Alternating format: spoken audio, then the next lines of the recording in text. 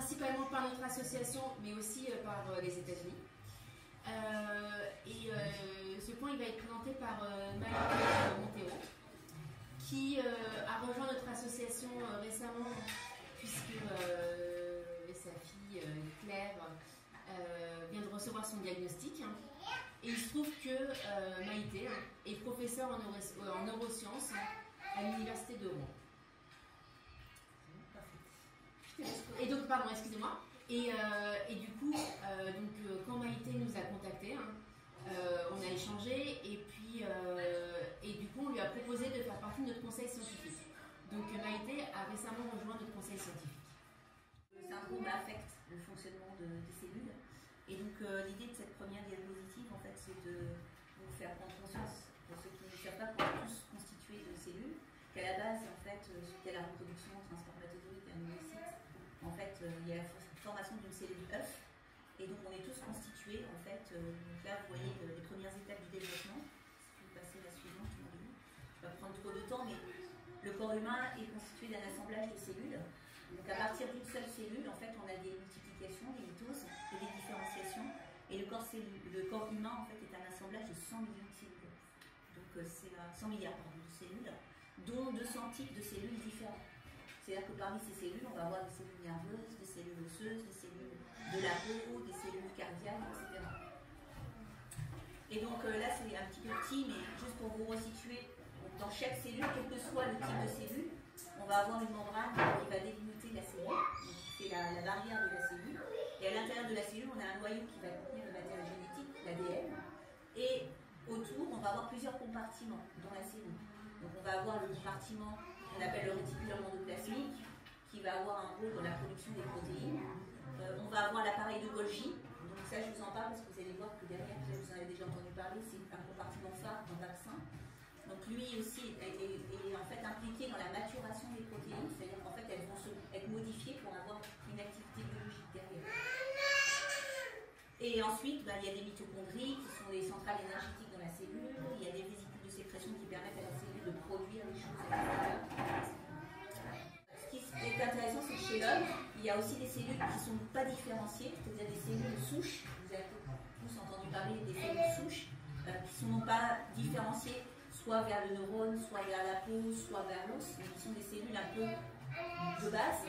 Et c'est intéressant de savoir ça parce qu'à partir de ces cellules de base, en fait, on va pouvoir induire une différenciation à volonté. Donc ça fait partie des cellules qu'on va pouvoir utiliser en recherche, en fait, pour pouvoir diriger soit vers des neurones, soit vers des cellules de peau, soit vers des cellules osseuses, etc. Et donc à partir de ces cellules souches, il y a aussi la possibilité maintenant en recherche de faire ce qu'on appelle des organoïdes, c'est-à-dire de recréer des mini-organes qu'on va pouvoir utiliser justement en recherche pour pouvoir voir l'impact de molécules dessus, ou par exemple voir induire de manière expérimentale la mutation qui nous concerne en fait le vaccin et voir l'impact en fait sur les connexions entre les cellules. Donc je ne sais pas si vous avez entendu parler des mini-cerveaux. Des mini-cerveaux maintenant qui sont mis en culture, qui sont des organoïdes en fait formés à partir de ces cellules souches. On va pouvoir induire dans différentes sens. Et là, en l'occurrence, des neurones. Là, je laisse Magali reprendre ce qu'elle vous avait présenté sur le vaccin. Alors, c'était Laura l'année dernière, Laura Benkemoun de la Fondation Maladie Rare qui avait présenté ces quelques diapos-là. Ça, c'est juste pour vous remettre un peu dans le contexte de comment ça marche. Donc, en fait, on a l'ADN qui va produire de l'ARN, qui va produire de la protéine et cette protéine elle va avoir un rôle cellulaire.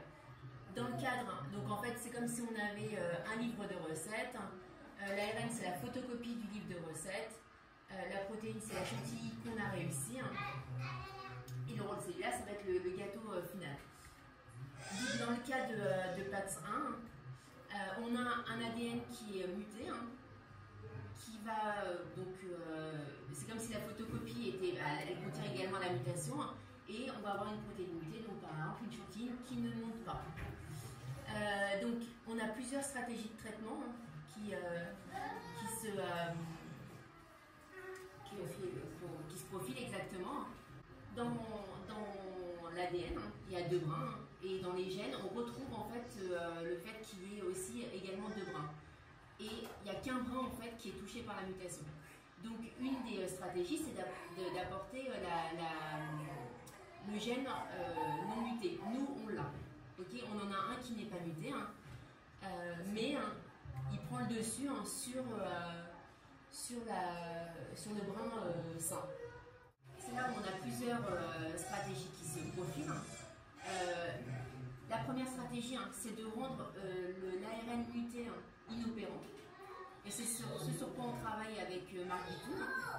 Donc l'équipe de Marc Bitoun, en fait, avec la technologie des ARN interférents, elle permet en fait de rendre silencieux l'ARN muté pour ne laisser que l'ARN sain produire de la protéine.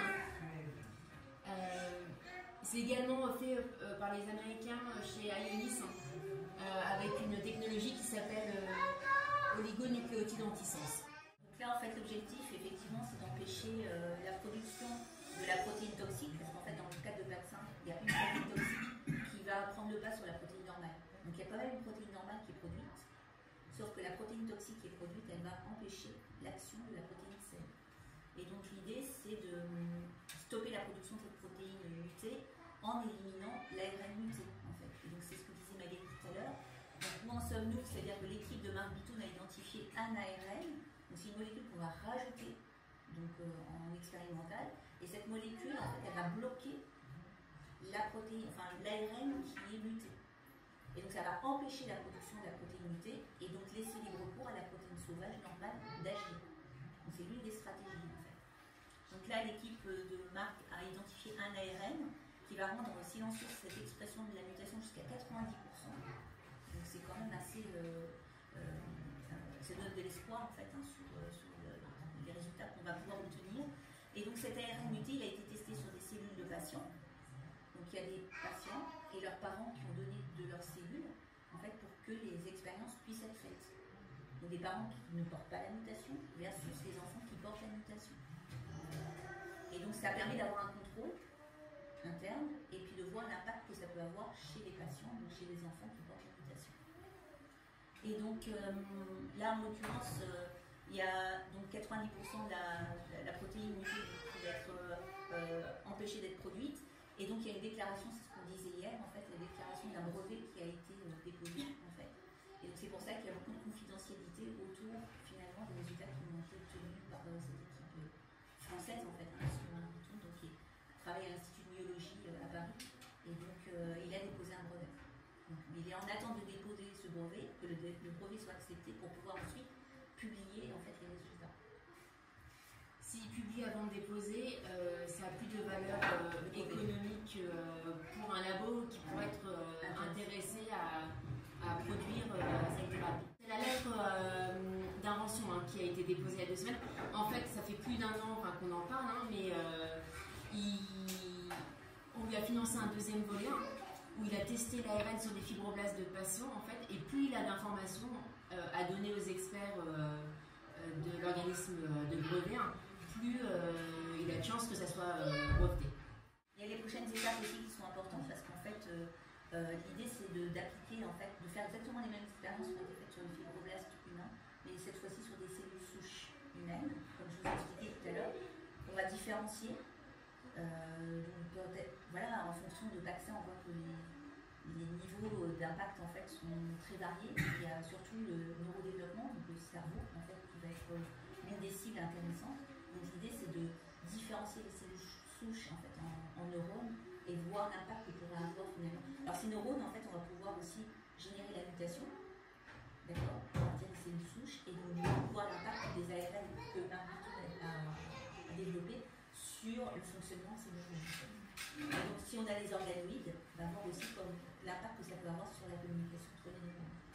Donc ça c'est vraiment ce qui est prévu dans les années qui viennent. Et puis la deuxième stratégie, en fait, c'est de tester tout un panel de molécules qui sont déjà mises sur le marché pour traiter différentes pathologies et de ce qu'on appelle du criblage moléculaire à haut débit et de tester ces différentes molécules en fonction de leurs activités déjà connues en fait pour d'autres maladies et voir si ces molécules-là peuvent réverser finalement l'activité de la protéine mutée. Donc c'est un autre niveau d'action, c'est l'impact que pourraient avoir ces molécules sur l'activité de la protéine mutée. Et l'idée, c'est de bloquer l'activité de la protéine mutée. Donc là, on voit toujours le Golgi, enfin là, en l'occurrence, c'est le TGN.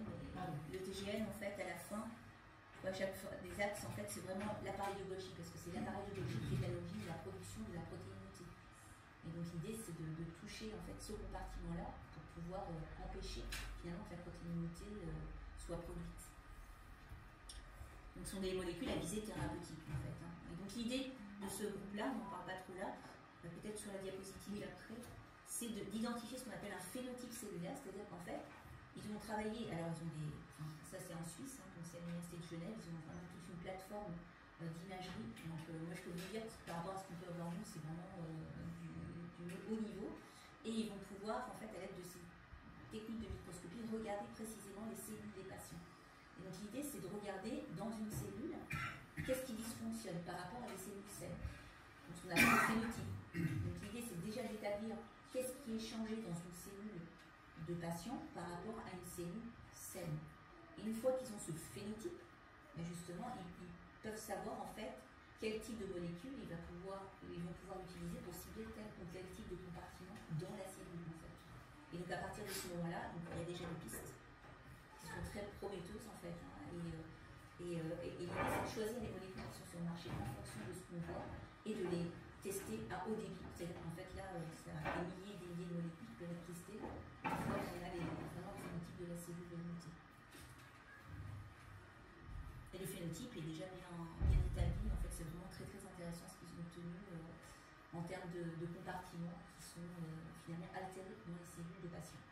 Et donc l'idée, une fois qu'on a ça, c'est de pouvoir tester des molécules vraiment adaptées en fait, pour cibler tel ou tel compartiment des cellules et restaurer une activité normale. En fait. C'est le dernier projet qui est développé par les Américains. Donc Alicia Gamboa à l'Université de Chicago, qui était quelqu'un qui travaillait en fait, qui était étudiante, enfin jeune chercheur on va dire, dans le laboratoire, gros laboratoire phare de mise en évidence finalement de la mutation et de son application dans le développement du syndrome du vaccin en fait. Et donc maintenant elle a son propre laboratoire et donc l'idée, parce qu'en fait ce qu'elle a démontré c'est qu'au niveau des neurones, donc elle a utilisé des organoïdes à partir de cellules souches humaines. Elle les a différenciés en neurones et elle a fait des organoïdes, des mini-cerveaux. Et en fait, elle a pu démontrer qu'est-ce qui était altéré. Parce qu'en fait, lors de la formation de ces organoïdes, on peut reproduire ce qui se passe au cours du développement chez l'homme. Et donc, en fait, elle a remarqué qu'il y avait certains neurones, donc elle a identifié certains neurones dont les contacts avec les autres neurones étaient altérés. Donc ça peut être parce qu'il va y avoir plus de contacts de certains neurones, qui sont des neurones qui vont modifier l'activité des autres neurones, en fait. Ou alors ça peut être aussi une modification de ce qui va être libéré par ces neurones, parce que ces neurones libèrent des molécules qui communiquent, permettent la communication entre les différents neurones, et en fait il y a une altération aussi de ce qui est libéré par ces neurones. Et donc ça encore, ça va dépendre de ce qu'il y a dans les cellules, des compartiments qui sont altérés, et elle, ce qu'elle a démontré, c'est que l'altération au niveau central, au niveau du développement du cerveau de nos enfants, en fait, peut être la conséquence finalement de ce qui se passe au cours du développement chez l'enfant. Donc c'est vraiment beaucoup d'espoir par rapport à tout ça. Et donc elle a déjà caractérisé toutes ces altérations. Et les prochaines étapes, c'est de travailler sur des modèles de souris. Parce que les organoïdes, ils ont une limite, c'est qu'en fait, on n'a que certains types de neurones, mais ça ne reproduit pas forcément la totalité du cerveau. Donc l'idée, ce serait d'avoir un modèle de souris. Alors, il y a beaucoup de controverses. Parce que voilà, on ne veut pas utiliser le modèle animaux parce qu'il y a le bien-être animal, qu'il faut le respecter. Ce qu'il faut savoir, c'est que quand on utilise les modèles animaux, il y a tout un comité d'éthique et on est loin de pouvoir faire ce qu'on veut. Il faut qu'on fasse des déclarations auprès de ces comités d'éthique pour montrer la pertinence en fait, de ce qu'on veut faire comme étude. Et donc voilà. Et donc le modèle souris nous apportera dans le sens où on va pouvoir les suivre depuis la naissance jusqu'à l'âge adulte et voir en générant. En fait, ce sont des souris transgéniques, donc on peut modifier par ça, en fait, de la même façon que ce qui est développé chez nos enfants, et voir les répercussions qu'il va y avoir au cours du développement. Et je crois, je ne sais pas si on peut le dire, mais les premiers modèles, apparemment, quand on empêche complètement la production de vaccins, en fait, les souris ne survivent pas. Donc je pense que c'est vraiment une protéine, on montre de ce fait que la protéine est hyper importante. Et donc, ce qu'il faut, c'est essayer de reproduire la mutation à un moment donné du développement de la souris pour essayer de trouver le bon modèle qui corresponde à ce qu'on peut nous observer chez les enfants, en fait, chez l'homme. Donc c'est pas l'homme, parce que la souris c'est pas un homme, mais en même temps ce sera un organisme dans sa totalité. Et l'idée c'est de voir vraiment l'impact sur le développement du cerveau. Il y a une souris qui est développée par la Fondation américaine. Et donc comme l'a dit Maïté, il y a des problèmes de létalité lorsqu'on bloque complètement la production de protéines. Le développement de ces souris, en fait, ça prend beaucoup plus de temps que initialement prévu, mais on devrait bientôt les avoir. Voilà. Et donc on travaille vraiment main dans la main avec les Américains. Dès qu'ils auront des souris, ils nous en enverront. Et voilà. Mais je pense que ce qui est intéressant, c'est vraiment le fait que l'inhibition totale soit létale. Donc en fait, ce qu'il faut, c'est essayer de reproduire ce qui se passe chez les enfants. C'est-à-dire que, comme l'a expliqué Magali, il y a 2 brins, mais en fait, il n'y en a qu'un seul qui est muté, il n'y a pas les 2. Donc forcément, dans nos souris, les premiers modèles qui ont été développés, les 2 sont mutés. Donc l'idée, c'est de muter qu'un seul, pour essayer de reproduire au plus proche finalement ce qui se passe chez les enfants. D'où l'intérêt, en fait, les espoirs que peuvent représenter la recherche de l'équipe de Marc, en fait, c'est que c'est extrêmement spécifique, en fait. On va vraiment éteindre l'expression de l'ARN muté uniquement, tout en laissant l'ARN sauvage produire la bonne relais. C'est ça qui donne beaucoup d'espoir et qui engage les chercheurs, en fait, c'est qu'en fait, on se rend compte qu'il suffirait, finalement, de bloquer la protéinité, parce que la protéine sauvage, elle est là, en fait. Et il suffit pour alimenter, pour produire suffisamment. Tout à fait. Donc c'est ce qu'on appelle une mutation dominante. Donc la protéine mutée qui est produite, elle prend le pas sur la protéine sauvage. Et donc il suffit de bloquer la production de la protéine mutée pour que derrière la protéine sauvage elle puisse.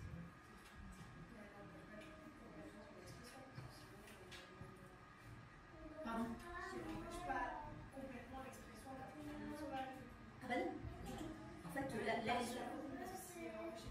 Ah oui, non, tout à fait, la protéine sauvage, tout à fait.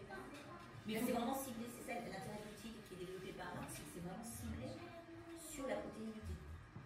Et ça ne cible pas la protéine sauvage. Donc il y a vraiment tous les contrôles qui sont faits dans ce sens.